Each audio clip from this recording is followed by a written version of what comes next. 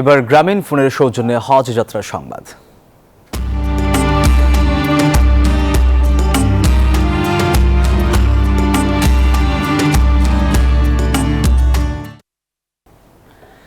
Visa জটিলতা কাটিয়ে স্বস্তির যাত্রায় হজ যাত্রীরা। এখন পর্যন্ত জেদ্দার উদ্দেশ্যে ঢাকা ছেড়েছেন প্রায় 40,000 ধর্মপ্রাণ মুসলমান।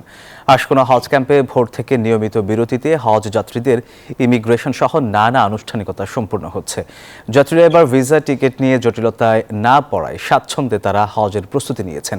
হজ অফিসে জানিয়েছে এখন পর্যন্ত ভিসা পেয়েছে 84,604 জন যাত্রী। কোটার বাকি 581 জনের ভিসা হয়ে যাবে আজকালের মধ্যেই। তবে ভিসা হলেও অনেক এজেন্সি এখনও ফ্লাইটের টিকিট না কাটায় উদ্বেগ প্রকাশ করেন হজ অফিসার পরিচালক। বলেন, টিকিটের জন্য এজেন্সি মালিকদের সংগঠন হাবের সাথে সমন্বয় করছেন তারা। 12 জুন শেষ হবে এই বছরের বাংলাদেশ অংশের হজ ফ্লাইট। সোহাগ, আজকের ফ্লাইট এর মধ্যে 3টি ফ্লাইট ছেড়ে গেছে, আর একটি ফ্লাইট বাকি রয়েছে।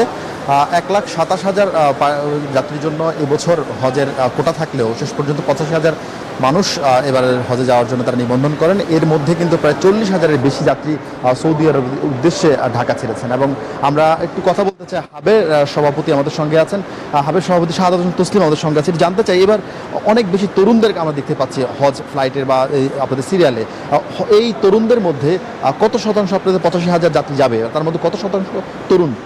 দেখুন, আগের যে যত তরুণরা যেত এর থেকে এখন বেশি যাচ্ছে, বছরটা পরিলক্ষিত হচ্ছে। আপনি যথার্থ দেখেছেন, আগে একটা বিষয় ছিল যে অনেক হজযাত্রী প্রতি বছর বারবার হজে যেতেন, এখন এটা হ্রাস পেয়েছে, বারবার হজে গমন করা। এক্ষেত্রে এটা তরুণরা রিপ্লেস হয়েছে। এই বছর আমি দেখছি যে অন্যান্য বছর থেকে প্রায় 10% তরুণ বেশি আছে টোটাল হজযাত্রীদের মধ্যে। গত বছর যা ছিল সেটা থেকে 10% বেশি আছে। তো এটা একটা ভালো বিষয়।